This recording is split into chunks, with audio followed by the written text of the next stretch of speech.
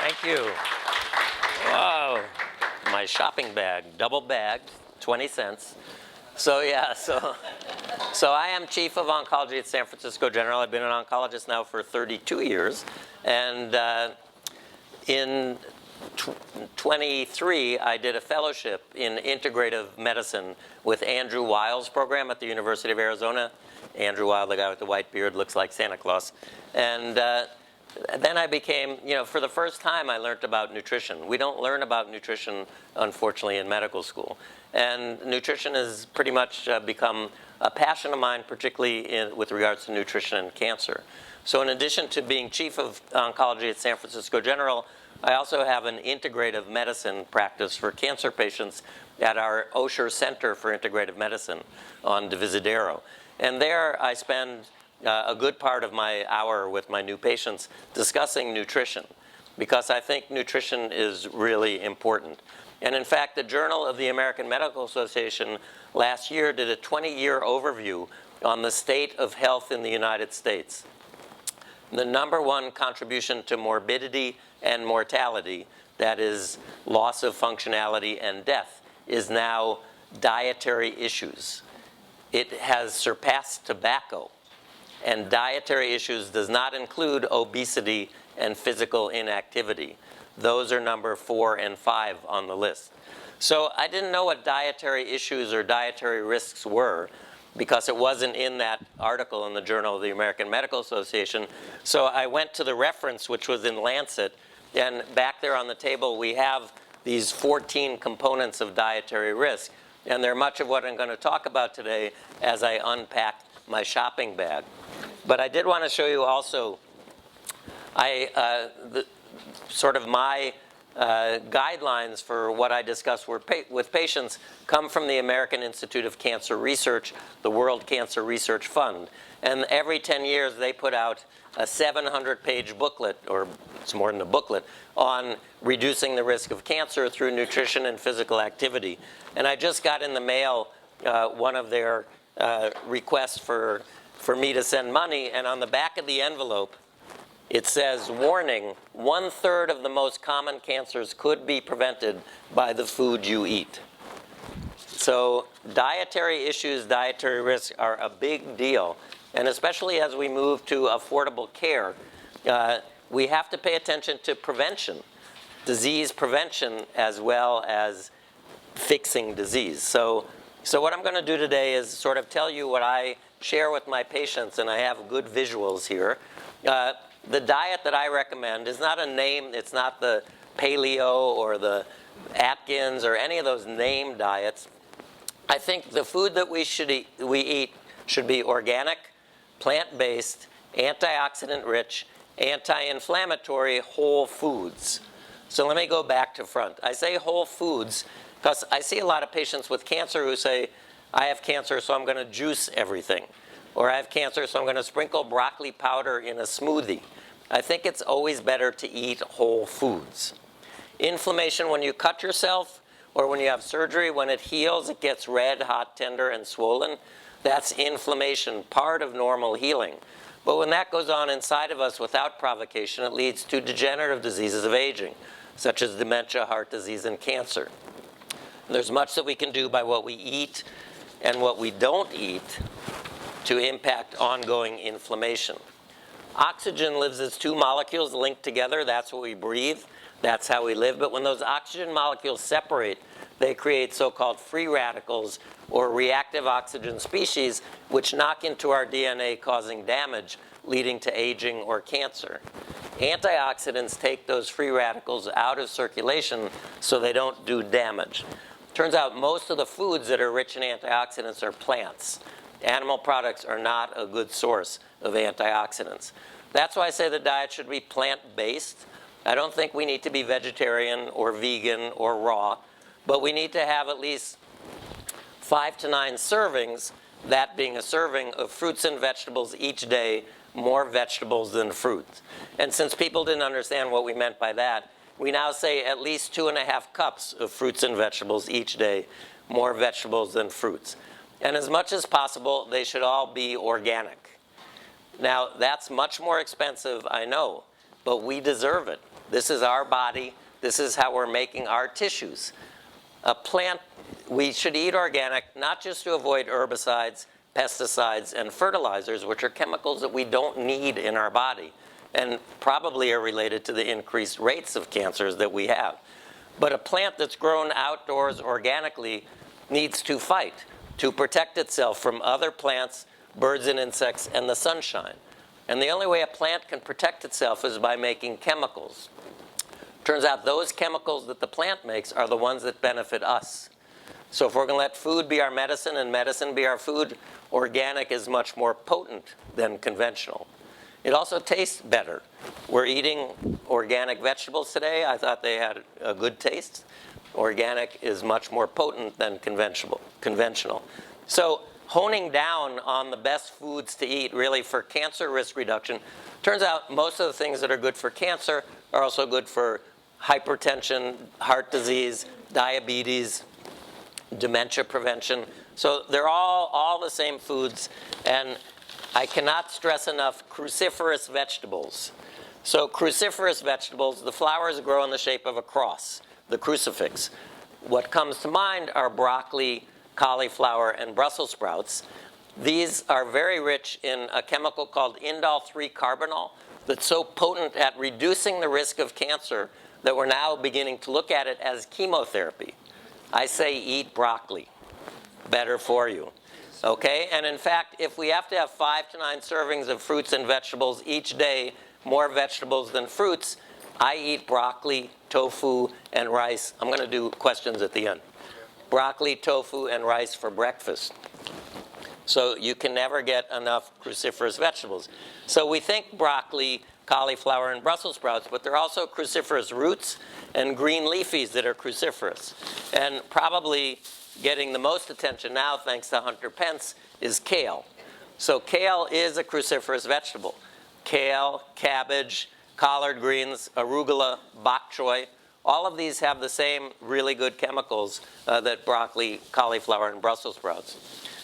Again, these also contain something called DIM, which is very good for women with estrogen receptor breast cancer or uterine cancer because it changes the estrogen in the body from the type that fuels estrogen receptor positive cancers to the type that doesn't.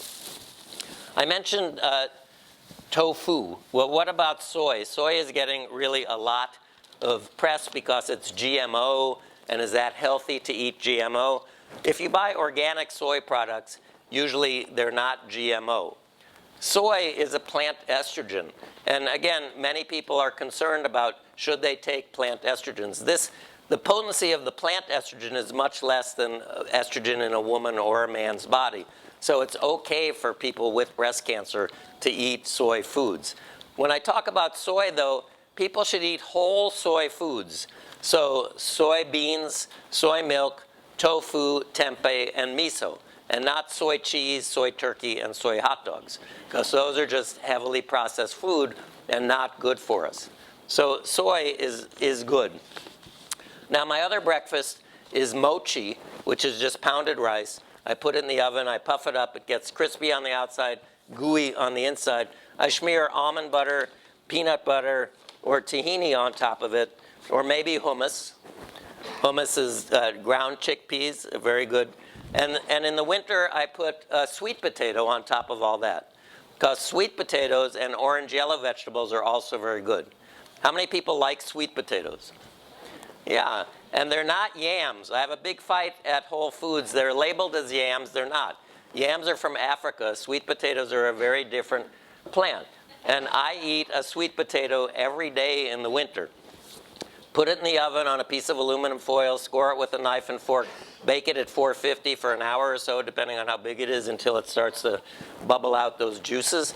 And then you can eat it for breakfast, lunch, dinner, and snacks. And people always say what a good tan I have, but I show them I'm not really tan, I'm keratinic. From eating so many sweet potatoes, I get that pigmentation in my skin. Now, I won't take a multivitamin because multivitamins have beta carotene.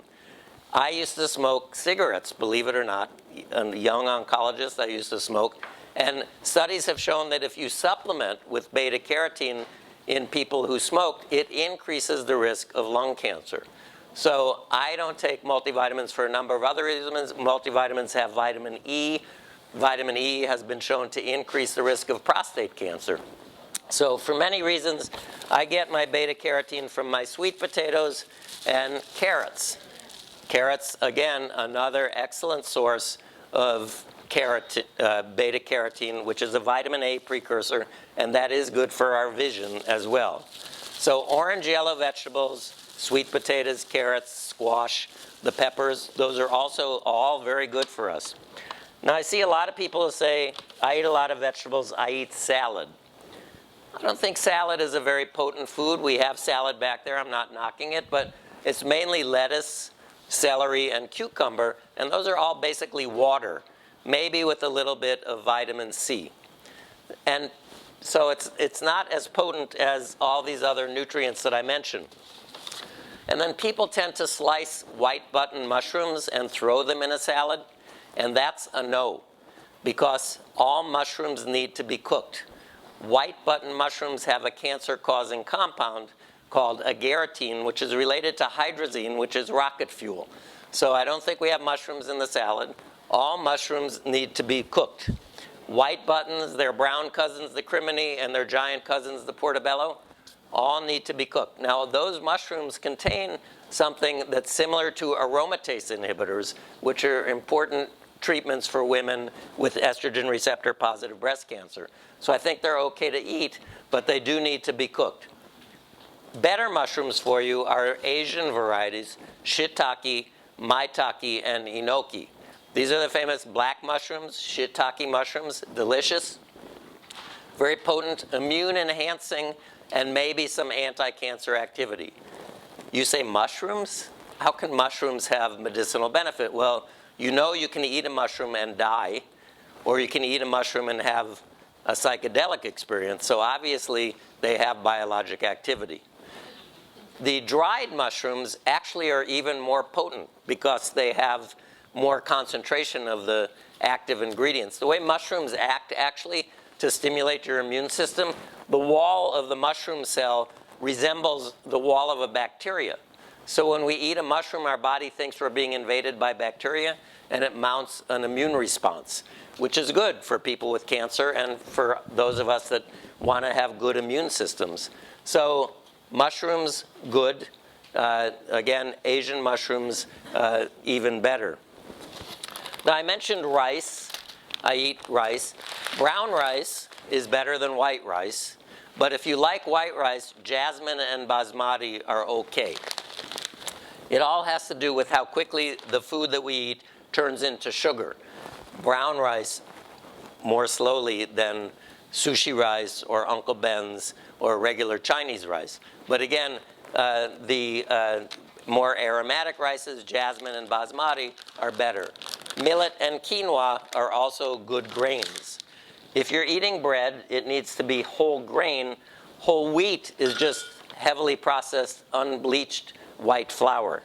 So better to do whole grain breads as opposed to whole wheat breads.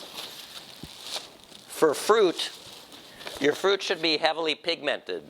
So the berries, very potent source of antioxidants. Blueberries, blackberries, raspberries, strawberries.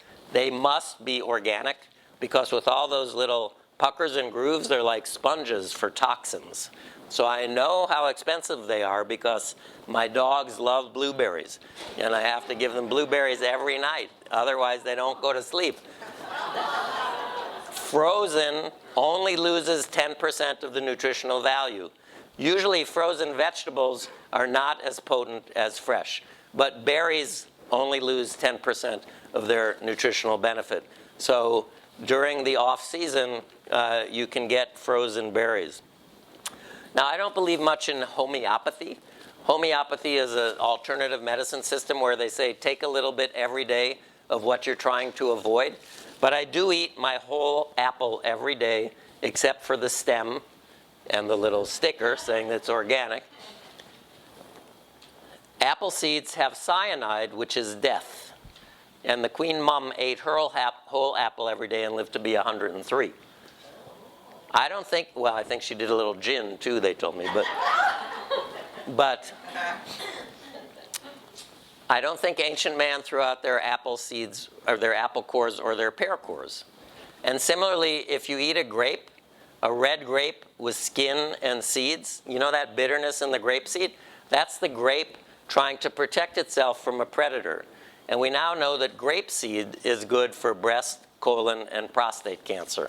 So if you're eating grapes red with skin and seed, if you're eating the apple, don't eat it from the side like a corn on the cob. Eat it from the bottom to the top, and then you eat it all. Yes, you chew the seeds. They don't kill you. So if you're drinking alcoholic beverages, and of course we don't have an alcoholic beverage here, but I said we should drink red wine because red wine has resveratrol, which is a potent antioxidant and may even be sort of something that helps slow our aging process. Now, in general, fruit juice we have grape juice here instead of as a surrogate for red wine.